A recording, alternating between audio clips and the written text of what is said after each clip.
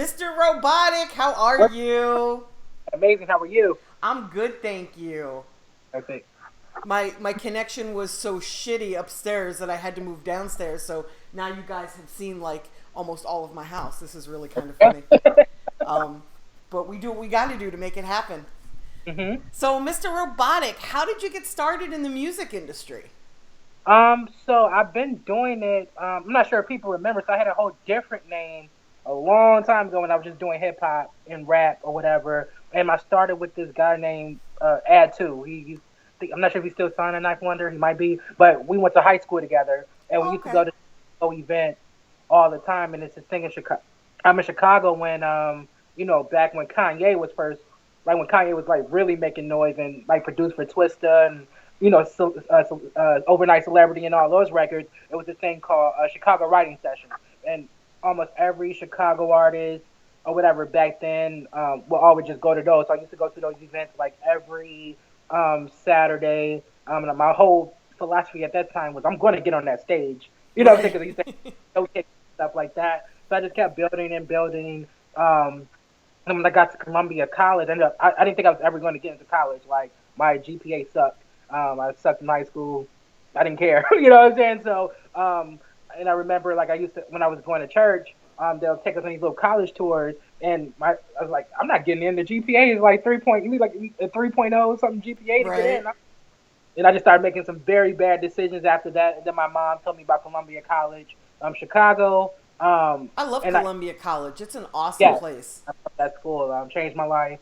And so I ended up going there. And prior to being Mr. Robotic, my name used to be Bullet, and I was a battle rapper. And I used to battle rap on 127th and Ashland at a barbershop called B&B Barbershop. So everybody kind of knew me from there and being a Wow. black rapper. Then I took that over to Columbia, would start battle rapping there, and that's how I kind of built my name there. Um, and then I met this guy by the name of Slot A, who's a producer, and the reason I brought up writing sessions was a lot of people I met at Columbia. We knew each other from writing sessions too. We was like, oh yeah, you're and we'll go to the events during college too because they still had writing sessions then. So y'all kind of clicked up and had a crew or whatever. And then my producer Slot and this guy by the name of Jamel and a few other people, they kind of made me go cold turkey from battle rap. And Made you go like cold turkey. I've noticed, like when you're battle rapping, the same cadences you use in battle rap, it comes off on a record. So they Right. kind of make you know go cold turkey from that just to teach me how to songwrite and make records. So the Is it first very song, different? Songwriting and battle rapping, are they very different? Are they two different yeah, skills? like when you battle rap, I feel like it's more so like how aggressive can you be? How shit. And with songs, it's just like you got to have melodies and the lyrics got to make sense. Even it has to reach a certain audience. And at this time, I was very influenced by 50 Cent and how he would make records. Right. So the first record we had was a song called Pancake Niggas, which is weird. And then we had I Ain't Got a Front. And this is when MySpace was popping at the time. So I had I Ain't Got a Front. And then we did a record called Shut It Down. So when I had Shut It Down, people started booking me on MySpace. Like literally, this is like when I was They would like eight. book you on MySpace. Yeah, literally, they would literally just book me, and my first show was like $1,500. Like, Nice. From a like for six. MySpace hookup. That's nice.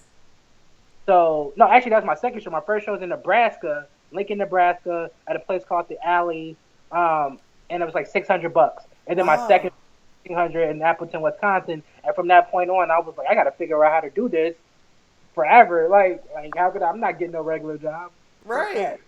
Like Right. I was, so that's kind of how it happened. And my whole thing was like, you know, Chicago's a very cliquish city. And, like I'm a person that tries to figure out how to do it on my own. So I used to always focus on, how do I get out, how do I perform outside of the city because it gives more of an impact. It's perception is reality. So it's like Right. if you're an artist here and you go perform out the country, at that point you could technically say you're an international artist, Right. you know, perform out the country. So that's always been my thing. Like, okay, I don't have to perform in Chicago. I can go perform here and then perform here, here, and here. And then when I come back to Chicago, it makes more sense to kind of book me Right. because you're performing everywhere else. And I am from Chicago, so you look stupid if you don't book me. Right. Yes, kind of my whole philosophy. So at this point, you were still a rapper. You Yeah, were still yeah, Bullet, the yeah. rapper. Still, I was still him. And I think I put out a record called Back to the Lyrics. And that got me like in the Source magazine and different things like that. But at the time, but what happens is this group called the Cool Kids, Chuck English and Mikey Rock. And Yeah. when they went to my school, well, Chuck went to the Art Institute up the street, and then Mikey went to my school. He stayed on the floor below me in my dorm room. And when they came in, that's when I really saw like what was going on. So I was like, if they're going to do the '80s shit, maybe I can go do the futuristic Right. shit. You know. So, but this is still my name is Bullet. So I think I probably seen the screenshot. My MySpace at the time was like Bullet was like in futuristic letters, and I had like this huge planet, stars, and everything. So So you that was always kind of had that vibe, like that yeah, futuristic vibe. Okay. exactly. So Earth Girls, that was kind of my first song, like doing the futuristic stuff or whatever. And they were playing it on the radio out here. And then I'll play it at parties and stuff like that. But I did it like I have to like salute the cool kids because they're the reason I probably do what I do. Right. And I saw them doing it, and I just saw the moves they're making. Like I remember when they created the cool kids, and maybe took 6 months for them to get on. And I was like, I've been doing all this shit for years, and Right. like they literally blew the fuck up in like 6 months to a year maybe. So I did the futuristic stuff, but then at the same time, Kid Cudi was coming out. Okay. This is when Lil Wayne is calling himself a Martian and all that, and I was like, I've been doing that already. At that time, I was already doing it, but obviously I'm not Lil Wayne and I'm not Kid Cudi. Kid Cudi has plain Pat, Kanye behind him, so you Right. can't. But at the same time, I'm on the same blogs as them at that time. You know what I'm saying? So it was just like, if you notice, I'm doing this shit, same shit he's doing pretty much, but I obviously don't have that backing that they did. But I just kept with it, and then what happened? Bullet, blah blah blah. I went to I was trying to figure out how to get on the radio after that. So As every artist does. yeah, like I was just trying to figure out radio at that point, and I reached out back in MySpace again. I reached out to every mix show DJ that was on our pop radio station, top 40 radio station called B96, and I reached out to every DJ or whatever, and then one of them hit me back. The manager of a DJ hit me back, and then I sent him a song I had called Mr. No, prior to that, I had a song called Mr. Robotic. So my name was still Bullet, but I had the Mr. Robotic. Oh, so it came from the name of a song. Your name. Huh? Your name came from the song. Yeah, From the name of a song. my name literally came from that song. Literally. And Very it was cool. Not, I remember DJ Z was like, yo, this is a hit or whatever. So, he used to promote me a lot. And I was like, it charted on DJ Booth or whatever. And that was the song I was trying to get on radio. So I reached out to all the mix show DJs. And the manager that had me back, he managed this guy named DJ Bam Bam. And like, he's really known in the house, EDM scene or whatever. So I sent the song to Bam Bam. He's like, yo, this is dope, but this is kind of too soft for the records that I play, but your vocals are dope. So he sent me like 3 or 4 different beats. Oh wow. Yeah, so he sent me 3 beats. He's like, yo, can you put a rap on these?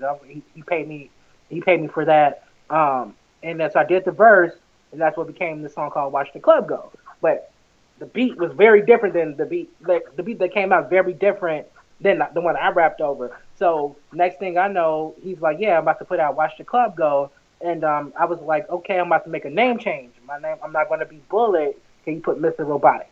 So he's like, yeah, perfect. DJ Bam Bam feature Mr. Robotic, Watch the Club Go.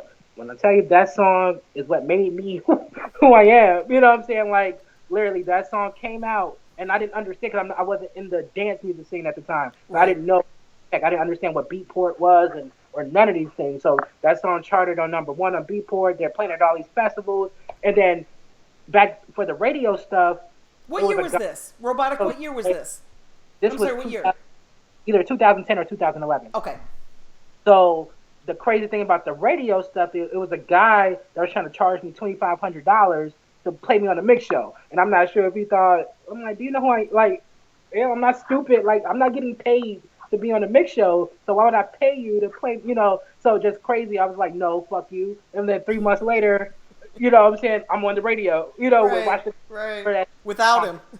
Yeah, it's just fucking ridiculous. So the song was playing on radio. I just remember being in a truck with my friends, and we were going clubbing, and all of a sudden there was somebody who was trying to manage me at the time, and we're all in the car. Then randomly, I'm like, oh shit, that's my song. That's me. Like, you know what I'm saying? So that was just very interesting. So because that song was doing so well, the B96 radio station started supporting me, and they let me perform on this thing called Summer Bash, where they have all the like the huge artists come perform, the Flow Right. Riders, whatever. So they let me perform for pre-bash, which is the stage before you get into the actual arena or whatever. So they, they're supporting me there, and I know perception is reality. So I knew that performing for one or two large crowds is better than performing at 10 or 20 open mics. Right. That was my whole philosophy, because even if you don't get paid to perform for a very large audience, nobody knows you didn't get paid. Right. You could, you know what I'm saying? So I, film it, and then I'll use that same footage to get me booked somewhere else Right. for a. So that's, so that's literally what I was doing that whole time. So when I'm on the radio at that time, so then this is when the TV placements start coming in too. So prior, when my name was still Bullet, I was still making the same music I make now, just had a different name. So I had a song called "Hit the Dance Floor," and it got in some pilot show on the CW, and I made like $500 with that. It was $1,000. Did you purposely place that, or was that a happy accident? That was an accident. I went through a company. Well, initially, my whole placement story is back to the Cool Kids. I saw them in Entourage. So I was like, oh shit, I didn't know you got paid for that. And I was like, oh shit, that's cool. I know this song. Oh, and they're in fucking this too. This is crazy. And then my friend randomly hit me up and said he knew the vice president of a company called Music Dealers. So I remember Music Dealers. And so I reached out to John, who was the VP at the time. He was like, yeah, we talk about you all the time in the office, like Chicago's #1 hustle. Like, that's great. Yeah, you are #1 hustler. Sign up. We'll try to get you placed. So Hit the Dance Floor placed like in 3 weeks. And I was like, cool. And me and my whole family watched it or whatever. It was a big deal to me at that time. It is a big deal. Yeah, so it's like $500. And then right after that, my friend from Atlanta, his name's Chuck. I think he used to mess around with Convict. He plugged me with a guy named Brandon who worked at MTV for placement. So I gave Brandon all my stuff, and then he placed me in Jersey Shore. Right. And Jersey Shore is like the #1 That TV. Was big then. Yeah, Jersey Shore was huge. So remember the Earth Girl song? I did that in 2008. I got that Earth Girls placement in 2010 or 2011. So you were able to play songs that were somewhat older in your catalog in these shows and get paid for them. Exactly. So Earth Girls got placed, but my name is Mr. Robotic at the time, which is why I think it worked. So I got the Watch the Club Go record at the same time. What was it? Sorry.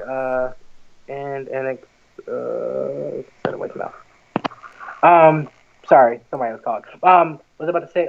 So my name is Mr. Robotic at the time, so I have Watch the Club Go, and then the Earth Girl song comes on Jersey Shore. Okay. And my name bottom of the screen. So it's Mr. Robotic, Earth Girls. All of a sudden I get all these tweets like, oh my God, what's this song, Mr. Robotic, blah, blah, blah. And at the time, Spotify wasn't around. So my whole business mind was, how do I get people to buy this record? Oh, I'm just going to put it on YouTube before it comes out. And then they can only stream it on YouTube. And if they really want the record, they'll go buy it. Go buy it, yeah. Did that work?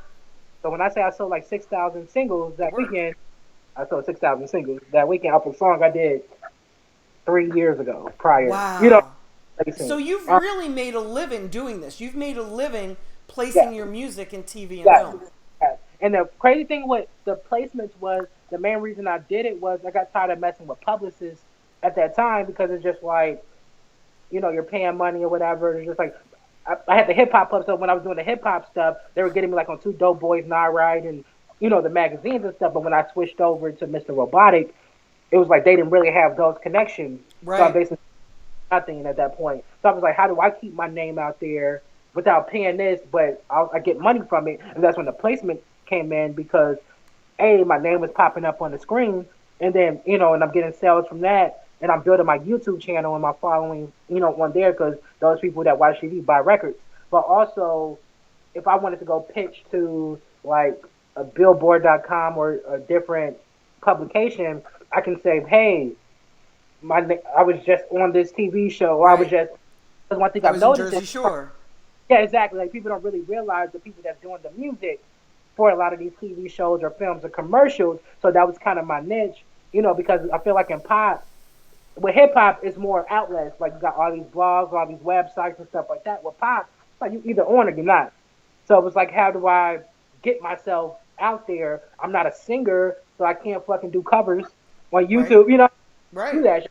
Like, so I can't just sit here and rap on a microphone on some pop beats on YouTube, and people just like, oh shit, there we go. So it's just like TV, film placement. Like that's going to be my niche, and whenever I have a placement, I'm gonna fucking promote it because Right. that's what people do. The people that do the shit for TV, film, and get it, they don't promote that shit. My ass, I'll fucking do some cover art. I'll put that shit on Spotify. I'll put that shit on iTunes. Like, come go buy the song you just heard in this TV show. And that Right. was kind of branding everything and just doing that and building my name as Mr. Robotic in order to book shows, TV film placements and whatever else. And that's kind of how I, made a lot of this stuff happen. Right. When you get paid from your placements, do you just get paid once, or do you get paid every time the episode So what shows? happens? So it depends on the kind of license. So let's say if you're on a cable show like MTV or whatever, those are royalties. So you don't get paid anything up front. Sometimes you do, but most times you don't because they do like they're doing you a favor. Honestly, a contract would say $1. Like you'll get paid $1. You don't even really get that dollar. And then you'll get paid because they rerun those things so much. I'm still getting paid from Jersey Shore. That was Right. 6 years. You know what I'm saying? So that happens. But when you're like really building, and let's say you get a commercial, I mean they pay you 70,000. You can get like $70,000 from a commercial, or 40,000 from a commercial, or 5,000 from a TV show. 3,000. That's the master fee. But sometimes they don't rerun that much. So what for me, it's like trying to nail those commercials or movie trailers because they pay so much up front, but they also rerun so much because it's a commercial spot, and so you get so many royalties from there. Sometimes the royalties is more than the upfront money. Oh So you wow. Okay. upfront from a commercial, but you might make 80 to 100,000 altogether Gotcha. without signing a deal or any of that. Do you have So to give up your publishing to do this, yeah, or do you get to keep your publishing? keep your publishing. Say that You know, again. it depends on what kind of deal. So if you have a publishing, like what I do for myself is what a publishing company would do. Like Exactly. um, a publisher or whatever, sometimes if you place it yourself, you don't have to do anything. But if you're going through somebody, they might take like 25% of the publishing or whatever. But it's still better than, like, that's still good because you still own the writer share, too. So you own 75% of that record. They only take 25%, plus you got the upfront fee. So, it still works out. I'm not a big fan of people giving up their publishing, but I totally understand why you would say that. Like I understand why you would do that deal because Yeah, your thinking is it's better to have 75% of something exactly. than 25% of nothing, and Exactly. that's an I mean, I'm not a big individual fan. decision. Exactly. Like, I'm not a big fan either. So it just kind of depends. Like, I'm not a fan of like people. I mean, if they got you the placement, they deserve something. I look at it like that. Like if they, Right. Well, yeah, how do they get paid? If they're not taking part of your publishing, how do they get paid when they place you in a TV show or a commercial? so if you're going through a music supervisor, they don't take anything. Music supervisors are hired. If you're going through actual person that gets placements and things like that, the typical non-exclusive deal is 50-50. So they'll get 50% of the master and sync fee, and then sometimes they'll take 50% of the publishing or whatever, like half and half. Gotcha. You mean 50% of the publishing money, not 50% of the ownership. Right, exactly. No, they take 50%. So if you got me, let's say I got you a placement, the typical deal would be like the placement is $5,000. I would get 2,500, you get 2,500, and then we'll split 25%, 25% on the publishing. So you own 75%, I'll own 25 of Gotcha. that one placement. Do you Though. own it forever or just for that placement? Of that placement, Just that placement. So usually they'll title it like Coca-Cola Robotic One or something like Gotcha. that. Gotcha. Okay. Now, how do you find placements? So initially, I went to music dealers at first, and they were, placing me too. But for me, I'm like, I'm a hustler. Yeah, you sure are. I'm not. I understand why somebody would get 50%, but you're not just getting 50% because you fucking know somebody. Right. I'm about to find out who the fuck you know, Right. And and deal I'm with gonna them direct. keep all the money. So my whole thing was not put all my eggs in one basket. So what I would do is go to music dealers, if there's a film TV conference, I would go there. I think we actually met at one in Chicago. Yes, we did. Yep. So all those music supervisors there, get their contacts, whatever. And then I was also just really building my resume because I had the guy at MTV too. Right. All that. So I'm getting placements through him, not just music dealers. And then my friend MJ at the time, my friend who used to work at ASCAP, she met him at the ASCAP office. He was getting me placements too. So I have music dealers, MJ, this guy getting me these placements. So I'm not assigned to one person at all. So as I got 3 people really building my stuff, at that point I have a resume. I'll go on LinkedIn and look for music supervisors. Smart. Hey, I'm Mr. Robotic. I was on this, I was on this, I was on this. This is my genre of music. I kind of pitch myself as a less expensive Black Eyed Peas, Flo Rida, Pitbull, because if they're getting $500,000, even if they just paid me $15,000, $20,000, that's still a shitload of money. It is. Yeah. That was been my whole niche on how to really, get myself in that whole placement world, because they always need music, and sometimes they can't afford, the Flo Ridas or whatever. The budget just doesn't call for it, but they can afford my ass, because I'm gonna take it. Yay. And it's funny because, you and Deborah Manis Gardner are the first people I wanted to interview, especially you, because you are the people that are watching this video right now. Like, you're not Flo Rida, you're not Pitbull. And so many people think that if you aren't a famous artist, that you can't get placements. And I always tell them that it's easier when you're not signed to a label and you're not known, because then you're affordable and it's easy to clear.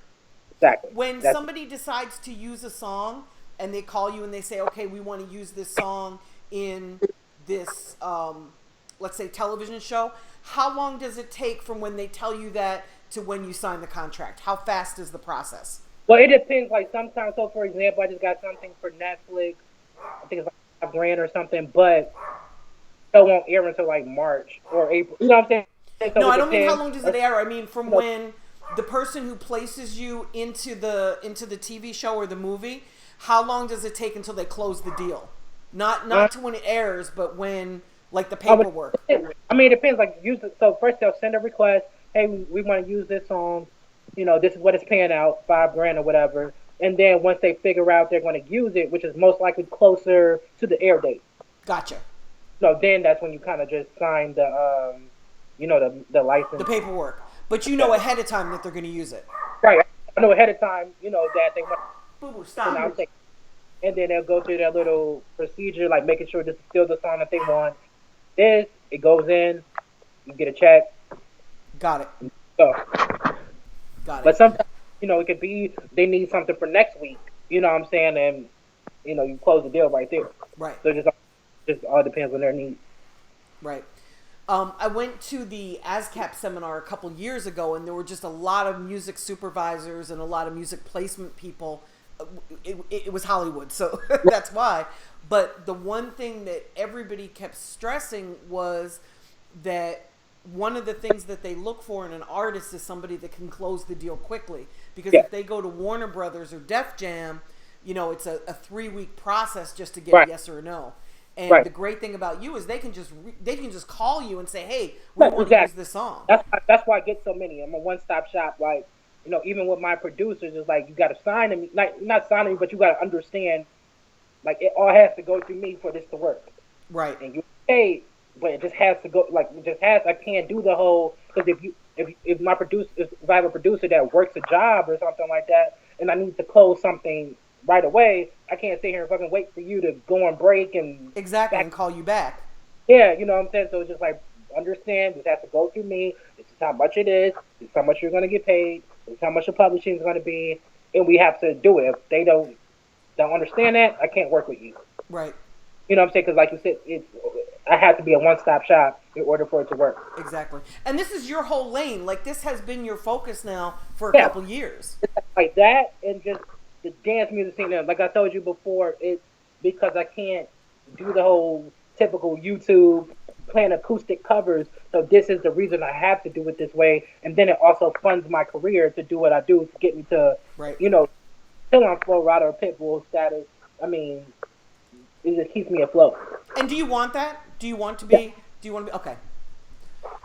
And this is such a great way to fund what you're doing. Like everything, I've known you for a couple years now, and I'm amazed at first of all, I'm amazed by your hustle. Like, good for you, because so many artists just don't get off their asses and find opportunities. You know, and you always have ever since I've known you.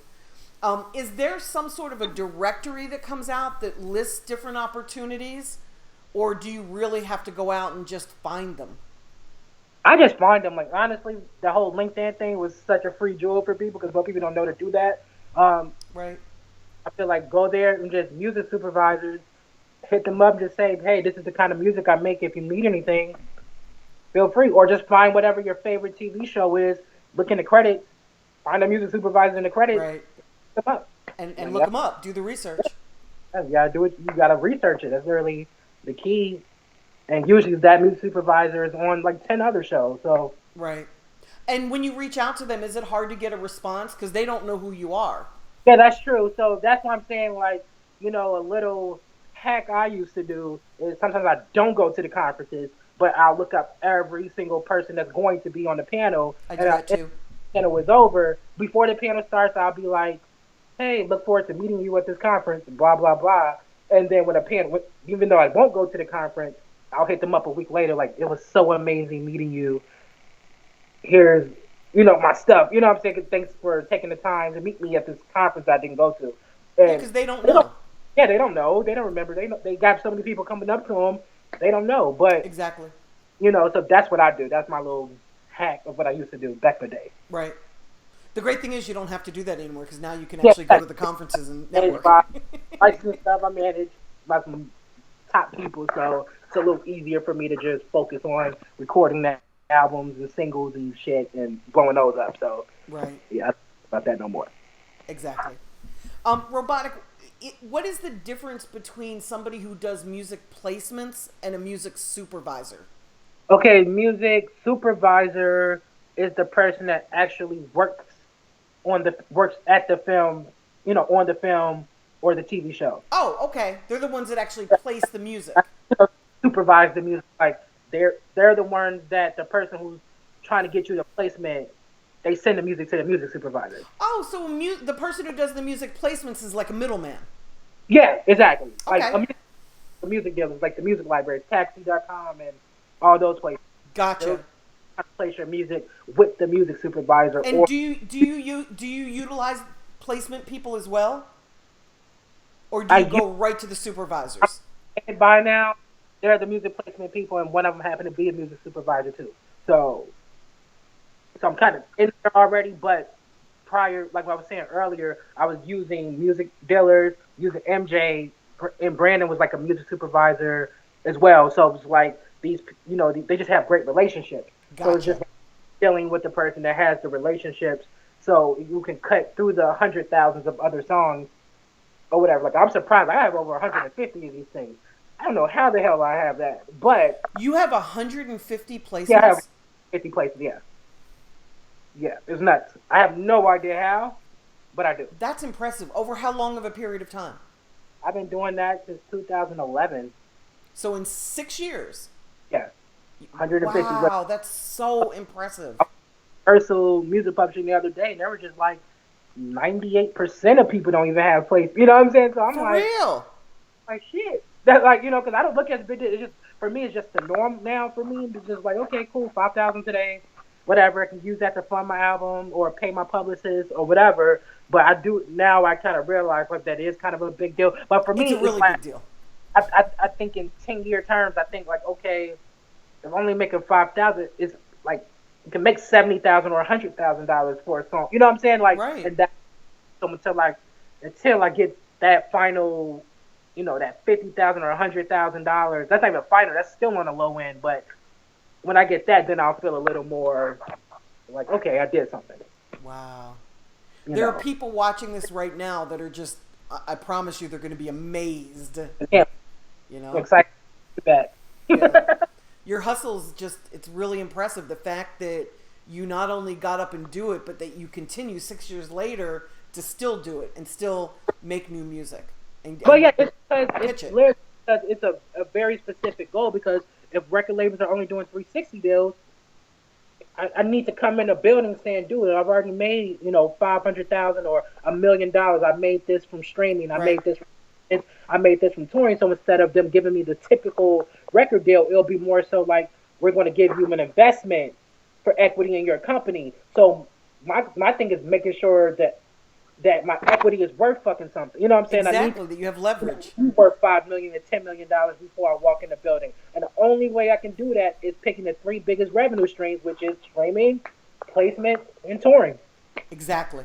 You know what I'm saying? So that's the reason I'm doing it, which is why I stuck with it so long. Even if I was only getting paid $1,000, or my philosophy, even if I got paid $1,000 for a song, it would take fucking 1,100 people to buy that song on iTunes for me to make the same check. Exactly. So that's how I look at it. Exactly. You have such an amazing story. I'm so impressed. You. Mr. Robotic, thank you so much. Is there anything that I've left out that I should tell these guys? I don't think so. I don't know. Is it? I think I asked everything. Okay. Do you have a manager that helps you do what you do? I do. I've been doing this myself since the beginning. Yeah. Because what happens is the manager will ask me for advice. Man, what the fuck I'm giving you 15%? Why am I giving you a percentage? Exactly. What? So that's from management. But I do want to manage like a Scooter Braun or something. I feel like he'll take me to where I personally want to go. But, I manage myself pretty much. Like, I've learned the ins and outs. And I think sometimes that kind of prohibits me from getting like just a regular manager sometimes because they know they can't fuck me. Right. Because I know this business like the back of my hand. So it was just like they might say some stupid shit, and I'm just like, bro, no. You know Exactly. what I'm saying? So that doesn't even sound right. Yeah. It probably turn people off from managing me anyway. But if it's like one of those power managers, I think that's more of a benefit that they don't really got to school me on anything. It's just like he knows what he's talking about. He knows what to do. So let's just make this happen. Exactly. Or whatever. And a power manager wants an artist that's knowledgeable because it's so time consuming to educate people. Exactly. Cool. Well, thank you for sharing your knowledge with us today. You really rock for this. I'm so proud of you. Anytime, man. You're my best friend. Mr. Robotic is my text buddy. We text back and forth about the industry all the time. All the time. Beautiful. Well, thank you for your time today. I appreciate you. And I will talk to you soon. All right, perfect. Thanks, Robotic. You too. Bye, sweetie. Okay, I think we're recording. Okay.